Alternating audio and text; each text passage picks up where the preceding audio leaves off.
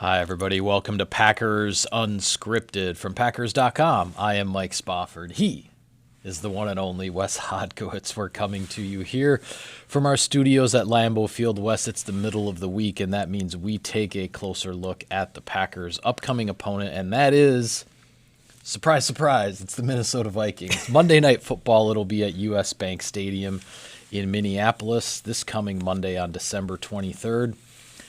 The Vikings are 10-4. We all know what the Packers' playoff scenarios are. Win the NFC North with one more victory, clinch a first-round bye with two more victories. The Vikings' playoff situation is this. They are in the playoffs with one more win or a loss by the Rams. And if they win their last two games and the Packers would also lose to Detroit, then the Vikings would be the NFC North champs. So that's where it stands for them.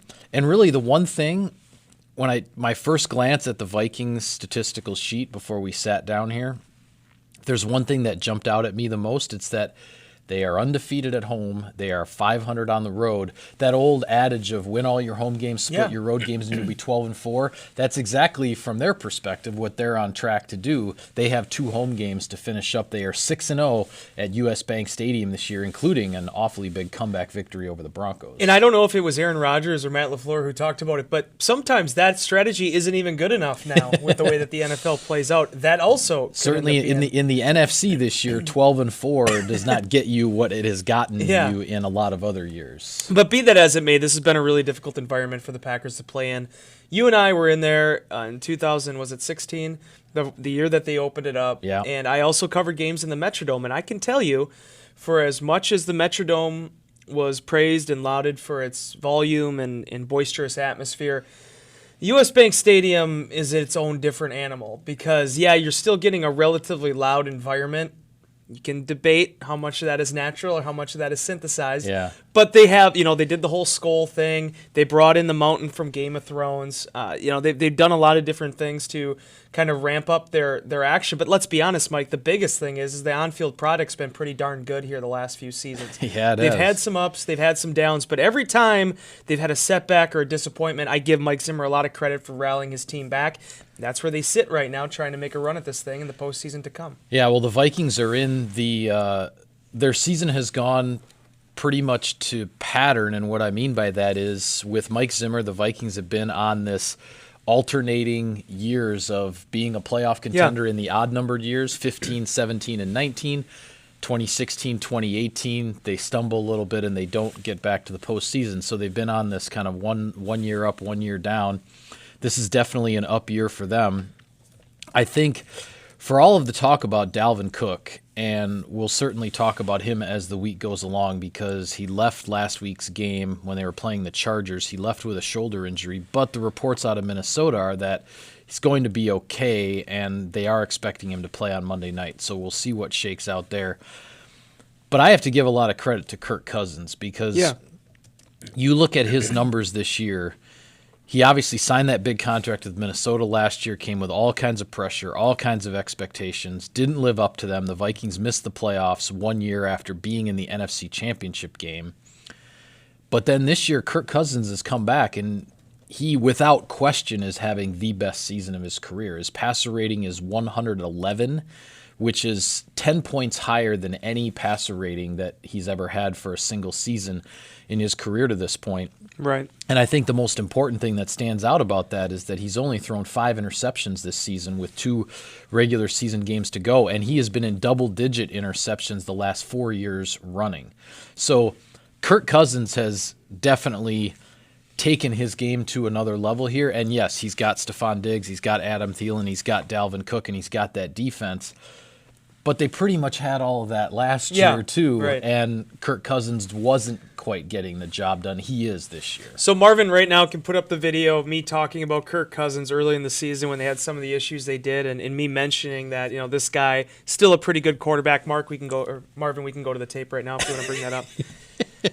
There were so many fans that wanted to throw him on the discard pile. Oh, my gosh, yeah, they wanted to kick him to the curb. And I get it, because you're a fan and you're super into it, but, man, you just got to pull yourself back and look at this thing from, 10,000 feet up. And There aren't a lot of quarterbacks like Kirk Cousins in this league. And then, by the way, that giant contract that he had got a couple years ago, that set the tone for all the other contracts to come. It's not like you're just paying him tens of millions of dollars more than what every other quarterback's making. Right. At this I mean, point. here he is in year 2 of that contract, and his salary does not look that exorbitant compared to what other elite, other top level, elite level quarterbacks are making in this league. Kirk Cousins is a dang fine quarterback, and he's helped them have a lot of success in Minnesota.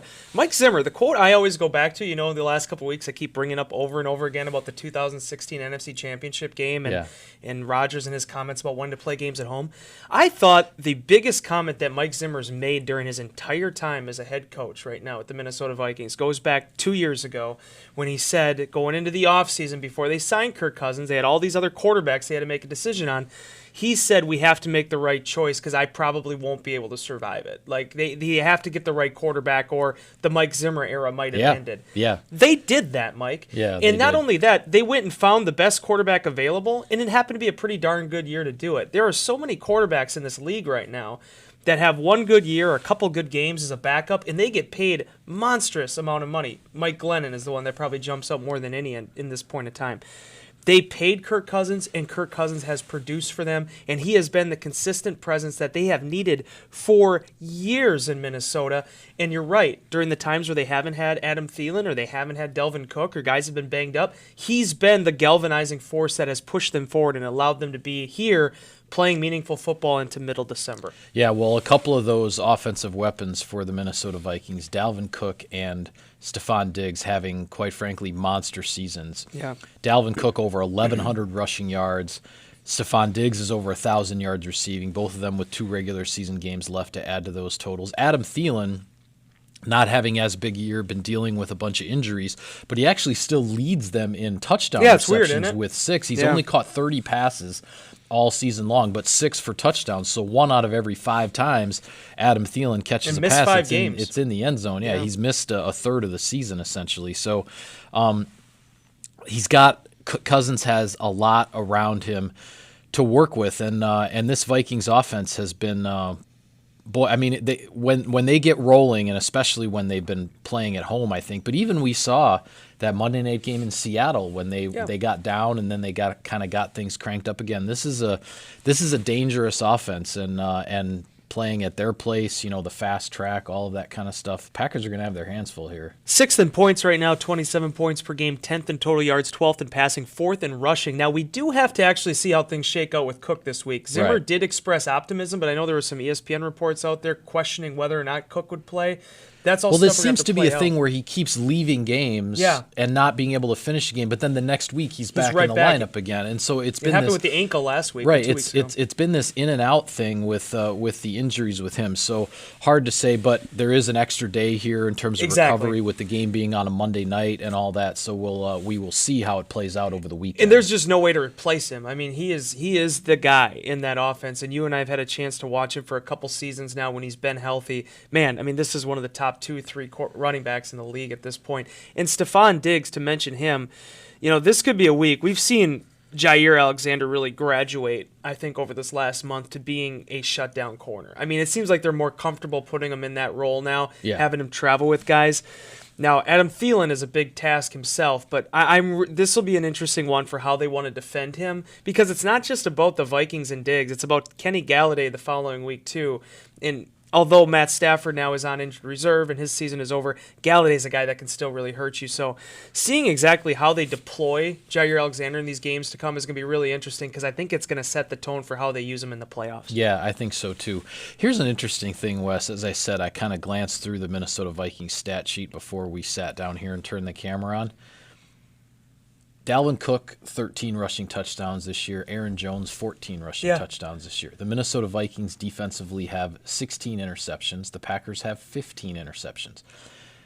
Za'Darius and Preston Smith have combined for 21.5 sacks. Danielle Hunter and Everson Griffin have combined for 21.5 sacks. There's just some statistics with these two teams that are really interesting in how they correspond and how they match up in some key areas here. And I, for one, and we'll talk a little bit more about the Vikings defense in a minute, but I, for one, think that this game, if there is a game that you want to say boy, it'd be great for the Packers to win the turnover battle.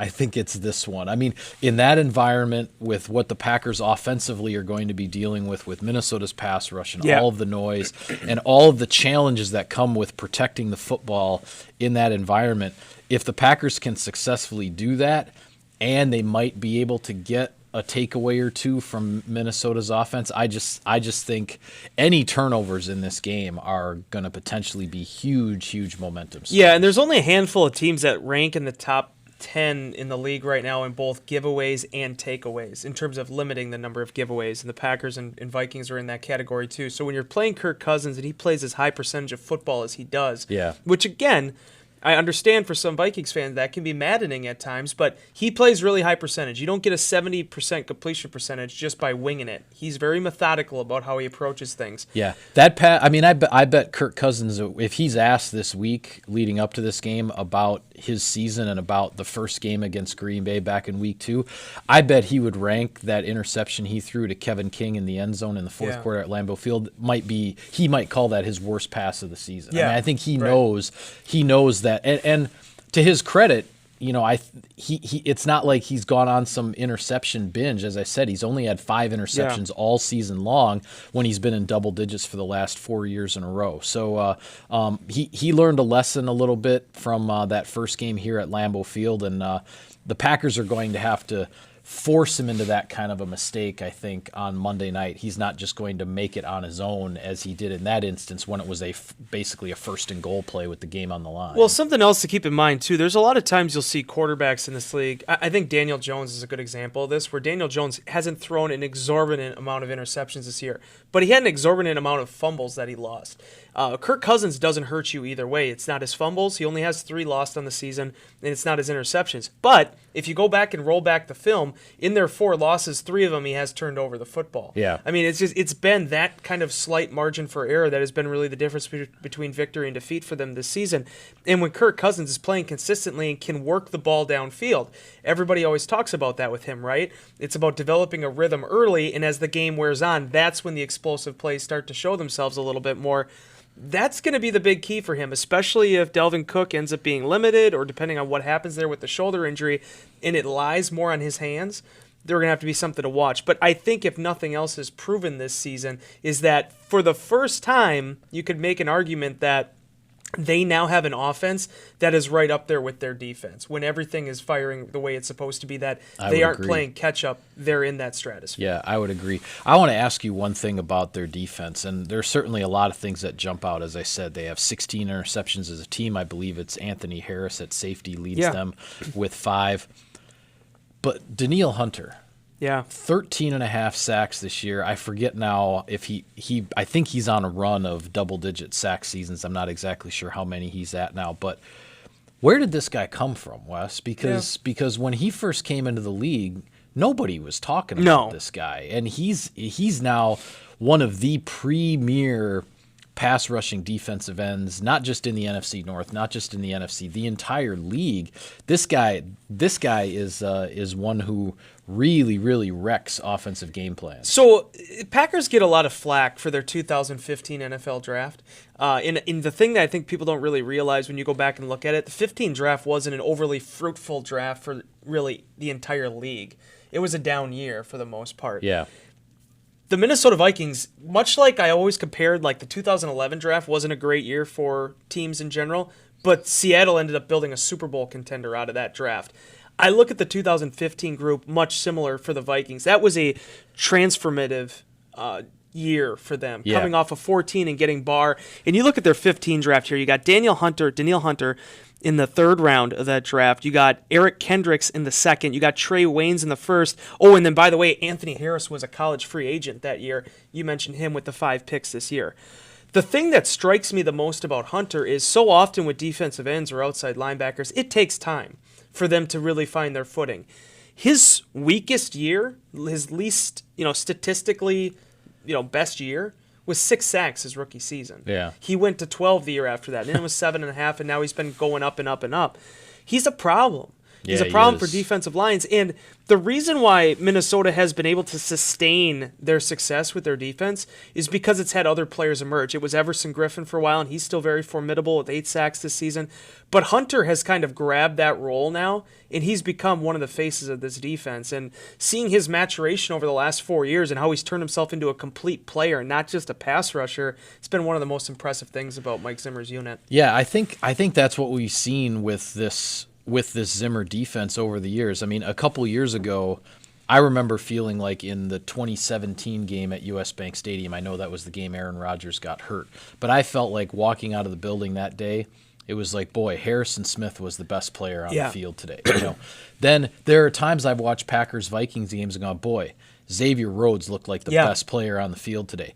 Now it's as though, as you say, the guy who has grabbed onto that is Danielle Hunter, and he's the guy who really makes this defense go. Not to take anything away from those other guys who are still very solid professional football players who really know what they're doing, and these guys have played together for a long time.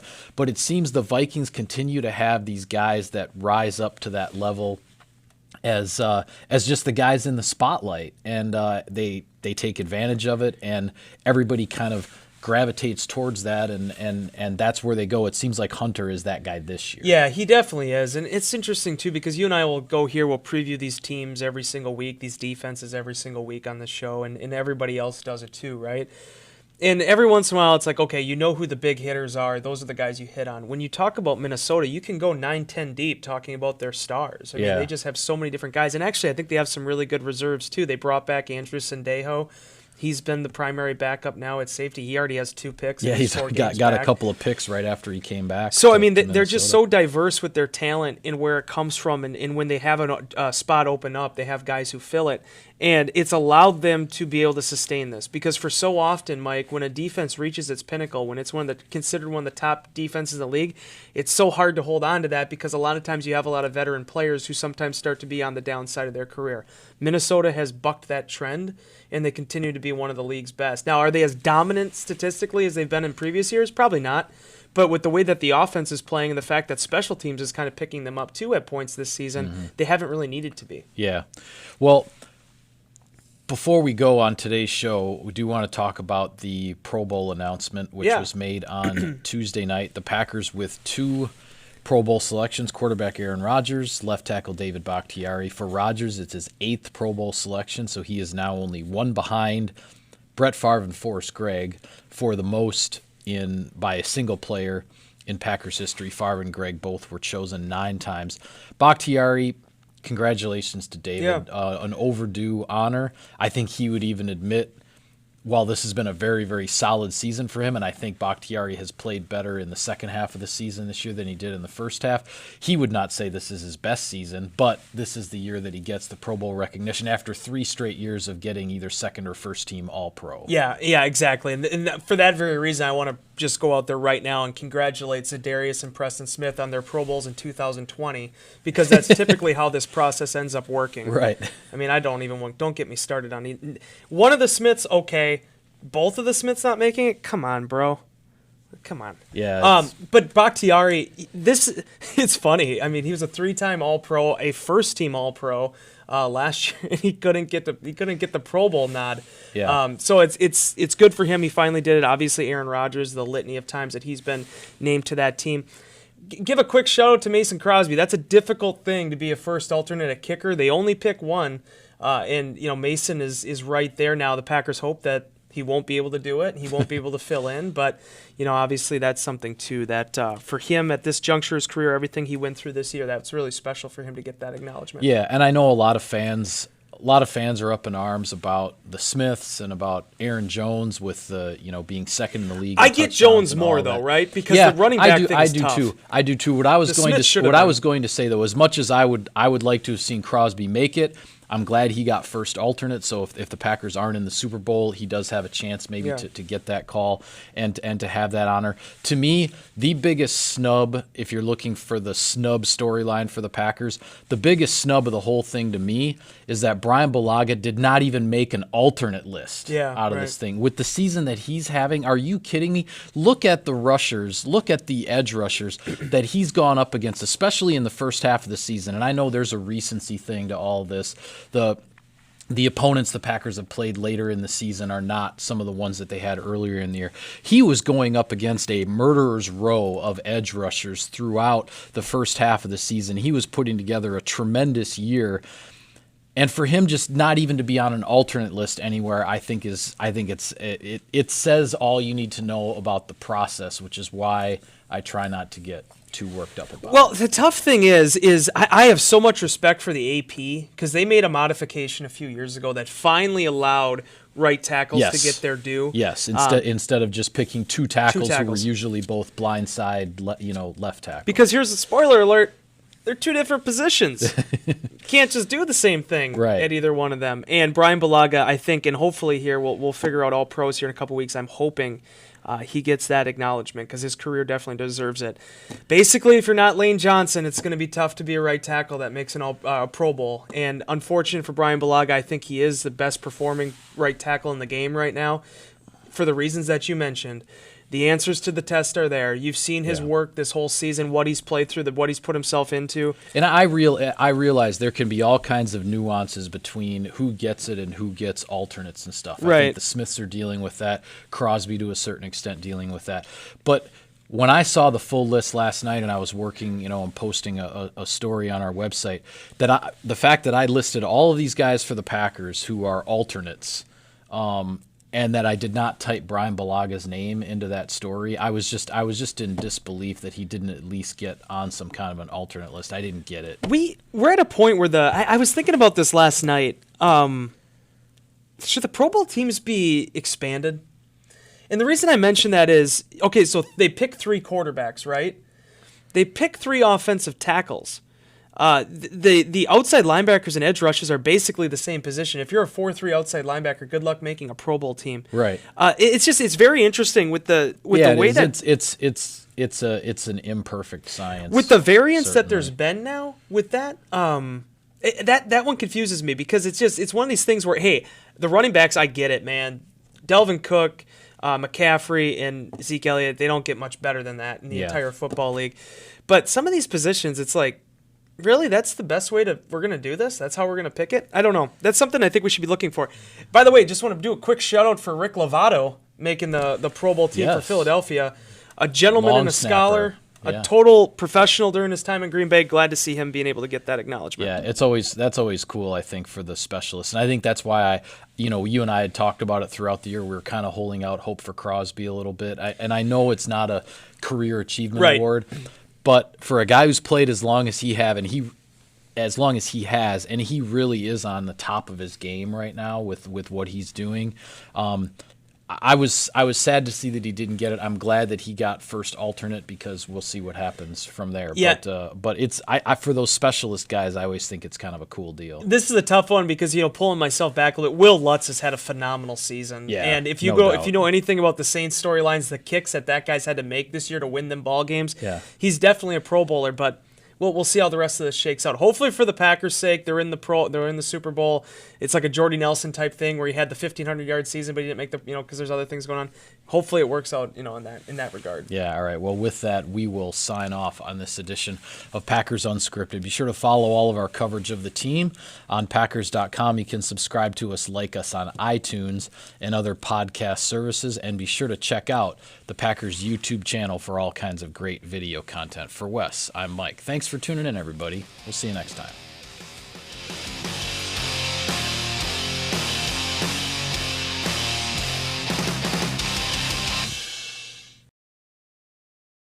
You're a mean one, Mr. Grinch. You really are a heel. You're as cuddly as a cactus. You're as charming as an eel, Mr. Grinch. You're a bad banana with a greasy black Pete.